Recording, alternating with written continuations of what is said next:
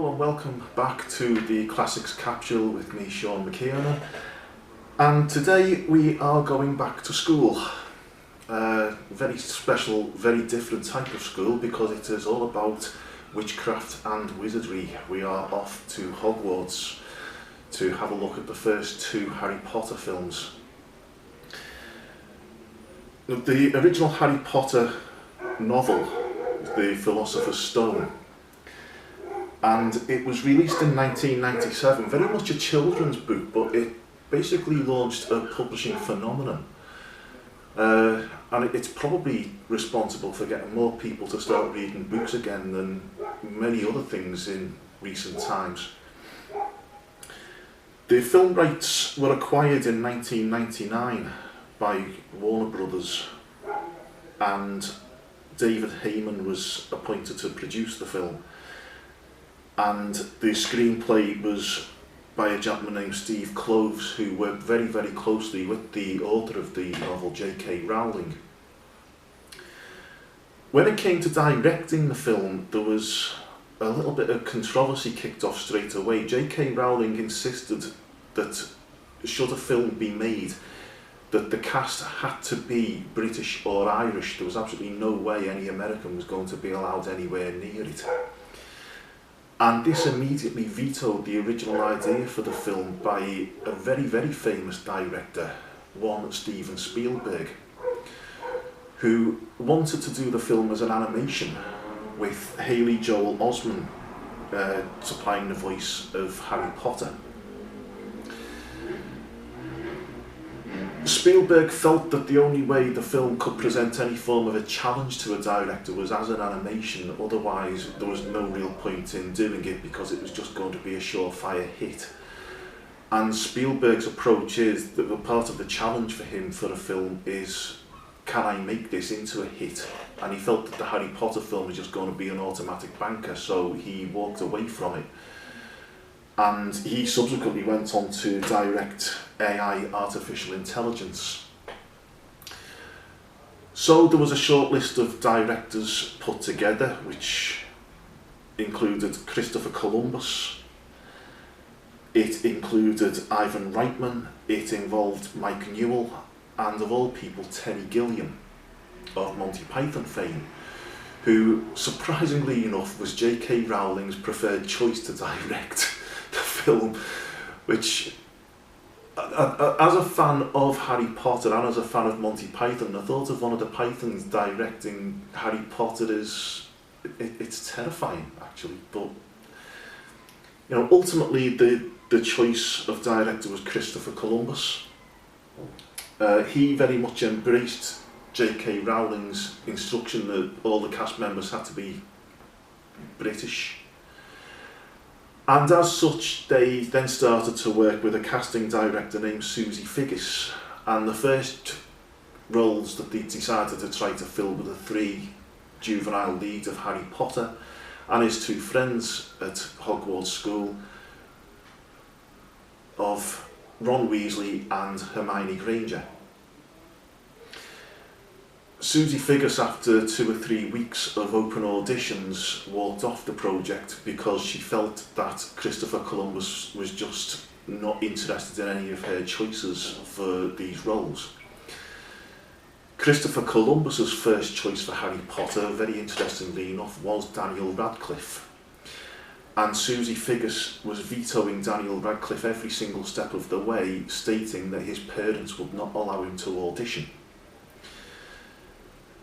When Susie Figgis left the project, Christopher Columbus by chance met Daniel Radcliffe's parents at a theatre evening.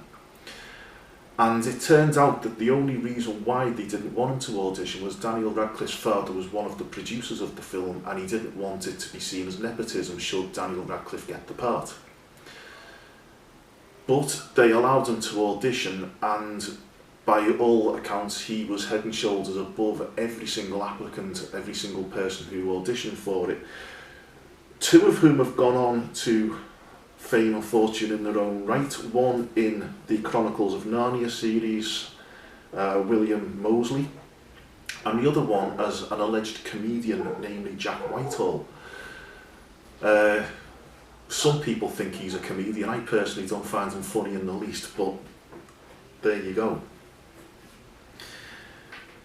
When it came then to casting the sort of adult roles, if you like, for the part of the half-giant gamekeeper at Hogwarts, Rubeus Hagrid, J.K. Rowling wrote this novel with somebody in her mind, and that individual was Robbie Coltrane. He was always the number one choice, although there was somebody else who was considered for it, and the thought of Robin Williams as Rubeus Hagrid is just absolutely beyond belief. But he was considered for it, and he was genuinely interested in taking the part on. Another choice of J.K. Rowling's was for the deputy head of Hogwarts, Professor McGonagall. She wanted Maggie Smith in the role, and Maggie Smith was duly contacted, and she jumped at the opportunity of playing this role. She was one of the very few who actually was very keen at the beginning to get involved. Somebody who wasn't, but who went on to appear in the films, was the actor cast in the role of the headmaster, Albus Dumbledore. There was only ever one choice for this role for the film, and it was Richard Harris. Richard Harris was a bit of a surprising choice, really. He's a very, very good actor, but he also had a reputation as a hellraiser, so the thought of him doing what was in effect a children's film was a bit of a shock. He initially wasn't very keen on the idea, mainly because he was not in the best of health, and he knew he wasn't well, and he knew his health was failing. He was also concerned that should he do a Harry Potter film, it would overshadow everything else that he'd ever done. So he was of the mind that he should turn it down. And then his 11-year-old granddaughter found out that he'd been asked to be Albus Dumbledore and threatened never to speak to him again if he did turn it down, so he accepted the role. He is absolutely brilliant. There is absolutely no one else for me who could play Dumbledore, certainly in that first film. It needed somebody with that sort of gravitas to actually carry it off. Richard Griffiths was cast as Harry Potter's wicked Uncle Vernon. Second choice on that was a not so well known an actor, but certainly just as capable, Ian McNeice, who has subsequently gone on to appear as Winston Churchill once or twice in Doctor Who, of all things. For the sort of baddie, if you like, in the thing, one of the actors who auditioned for it was David Thewlis. He didn't get the part, but he was cast subsequently in one of the later films as a regular returning character.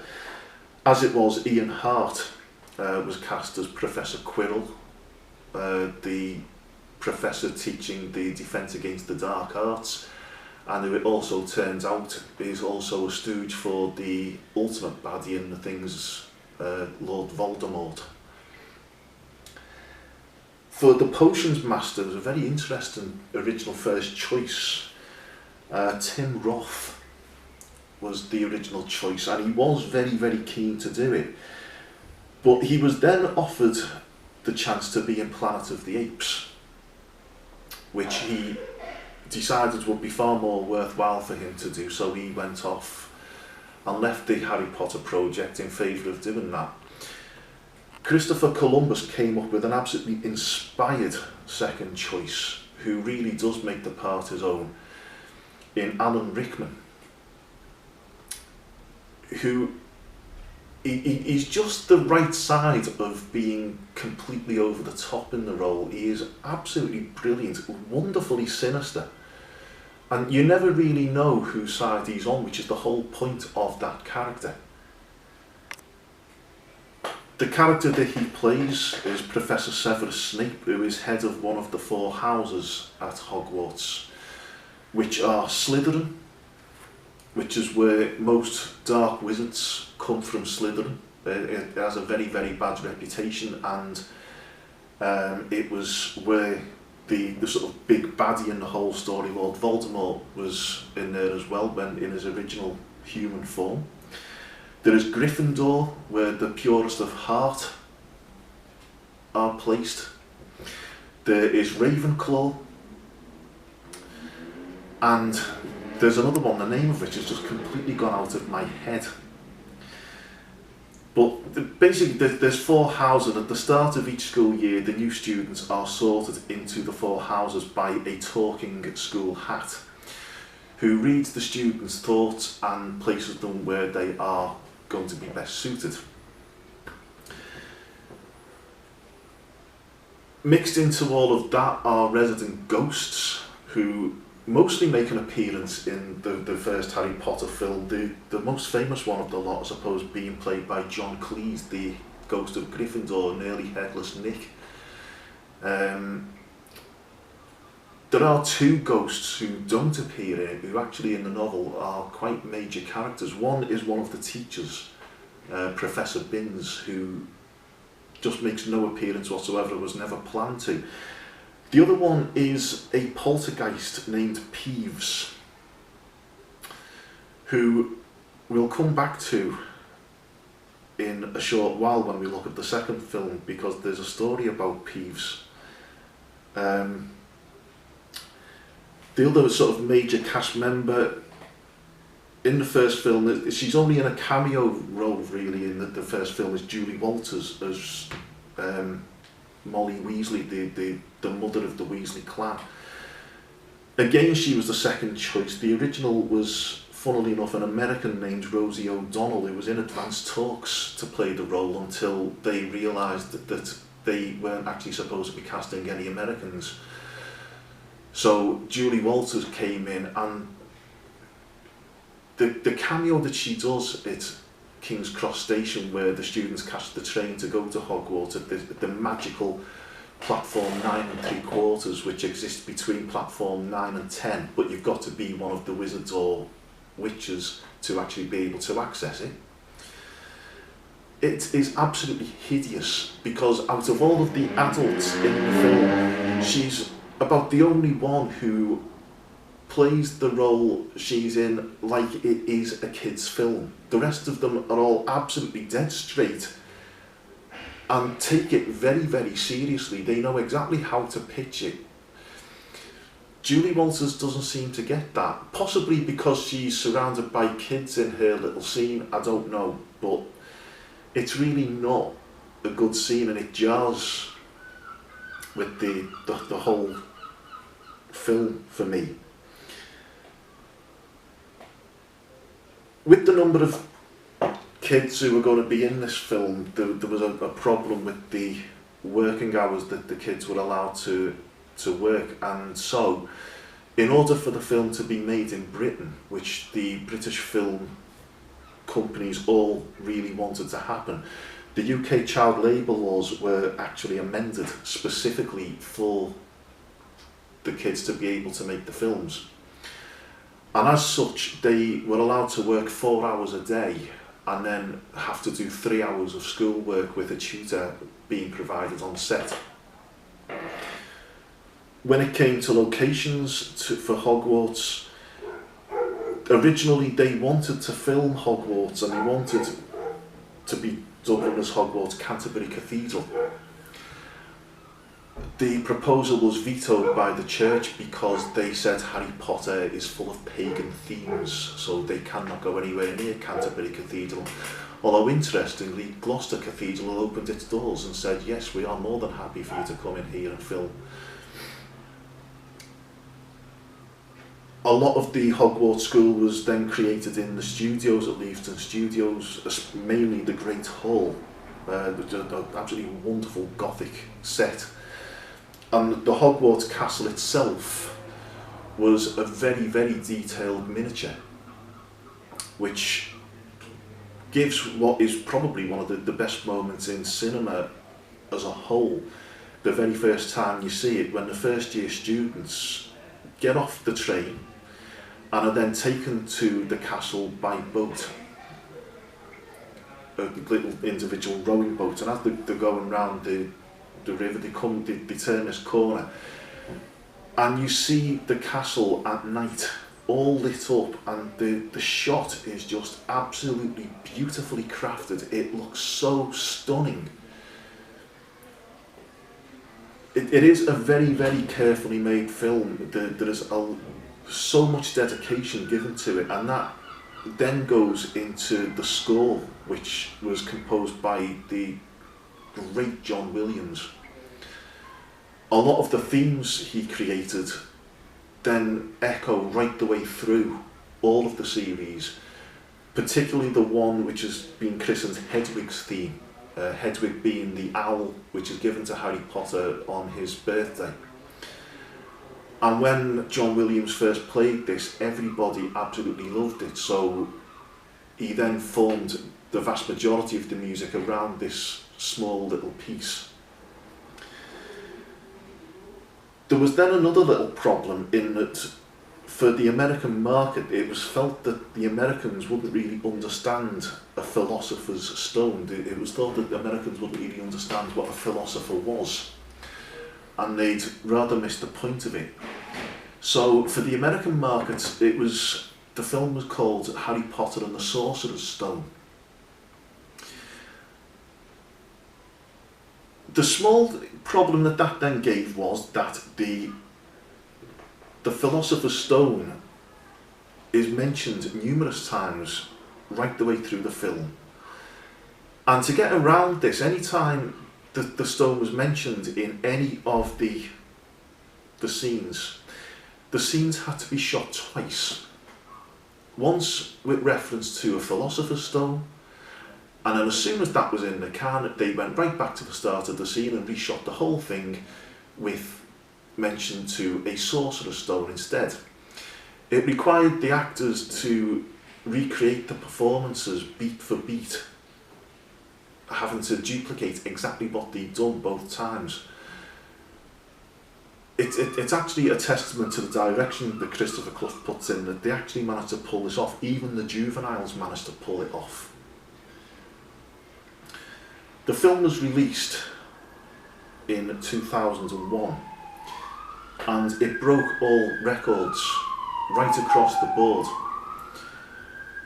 And production started very, very quickly on the second Harry Potter film, again based on a novel by J.K. Rowling, The Chamber of Secrets.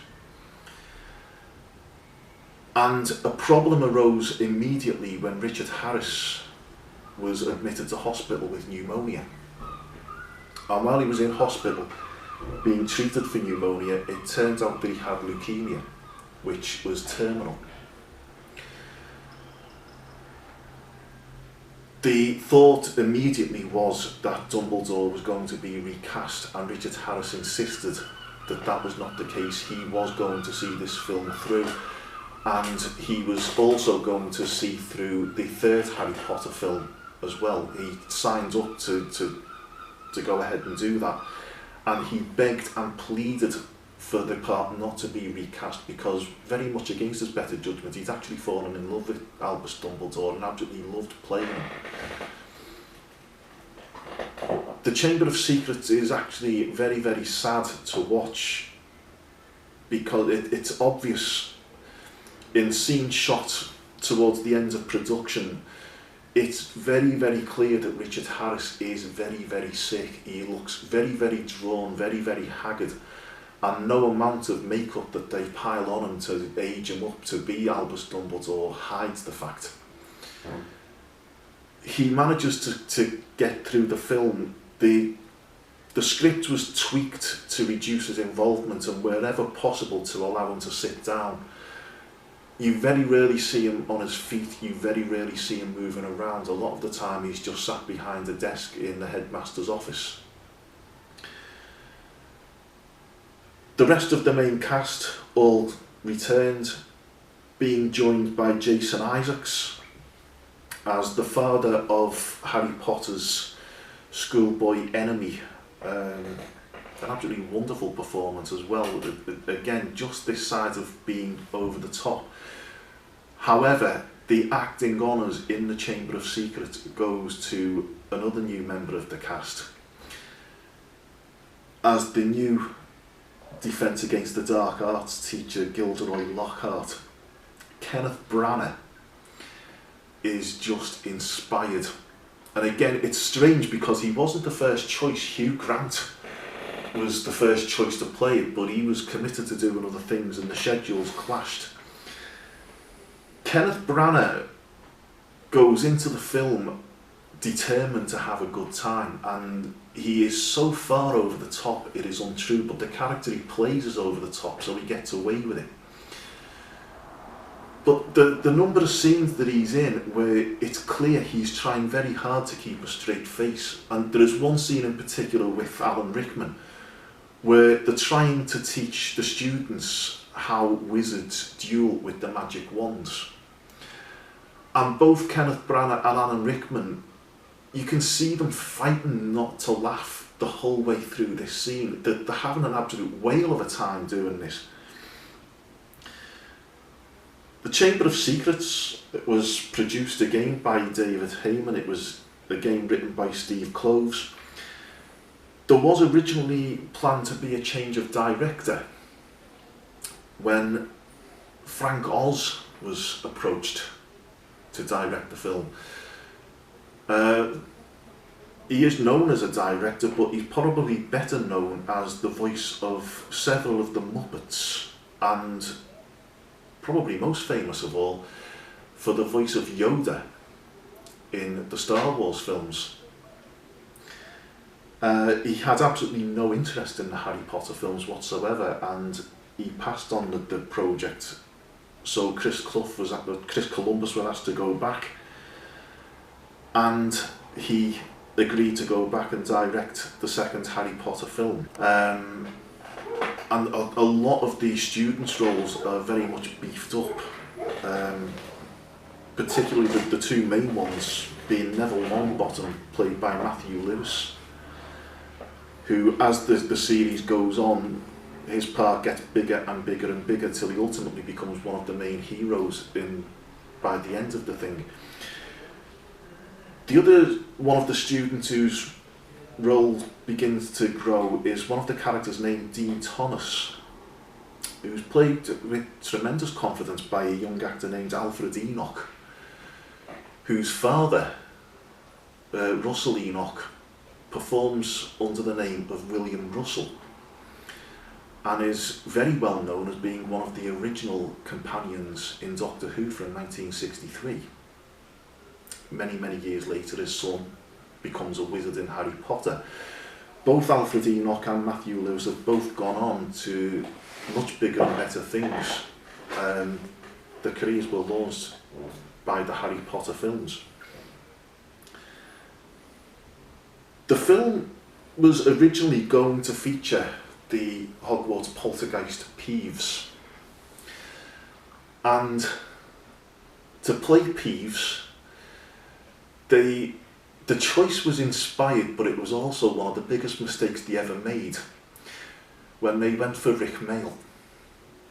And Rick Mayall agreed to play the part, but he was so off the wall when they started filming it, they could not do any of the scenes because people were laughing that much at what he was doing. So they ended up having to drop him from the film. They just could not do it. He was just wild on the set. They couldn't complete anything, and what they actually did get was unusable. So the very short scenes that they managed to fit in ended up being cut. So Peeves still does not appear, and he then goes on to not appear in any of the films at all.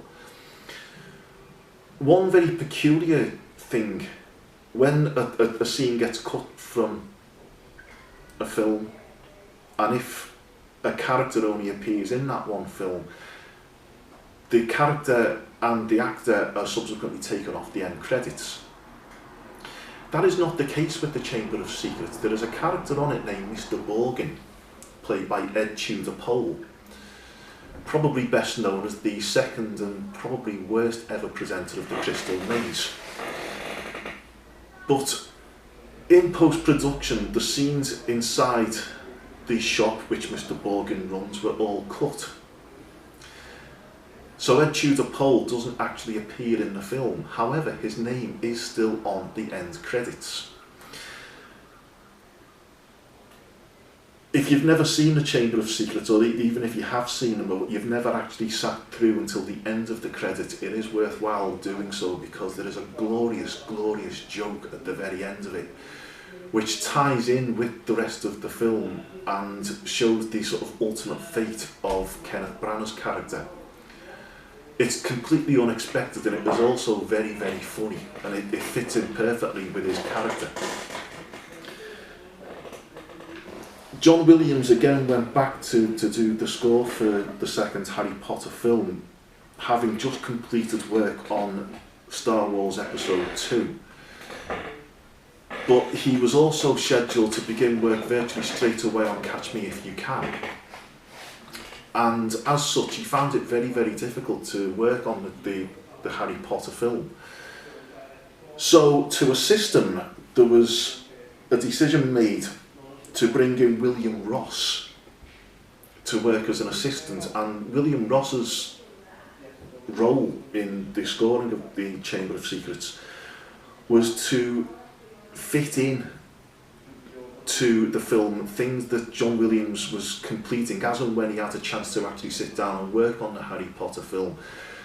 On the most part, he just reworks things from the Philosopher's Stone, William Ross, and fits in the new material from John Williams into that.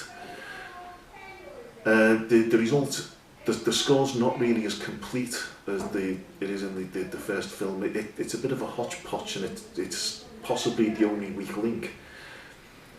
Out of the two early Harry Potter films, The Chamber of Secrets is probably the better of the two. Mark Williams joins the cast as the father of the Weasley family, and the only thing you can say about him is he is very much Mark Williams.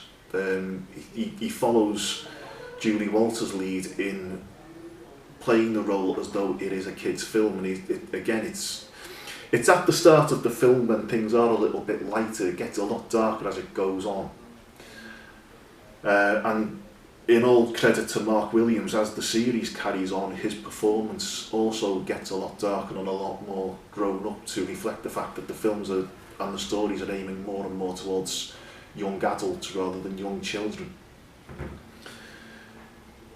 On its release, The Chamber of Secrets broke all of the records that had been established by its predecessor, and it set the entire Harry Potter series up for a tremendous run of success.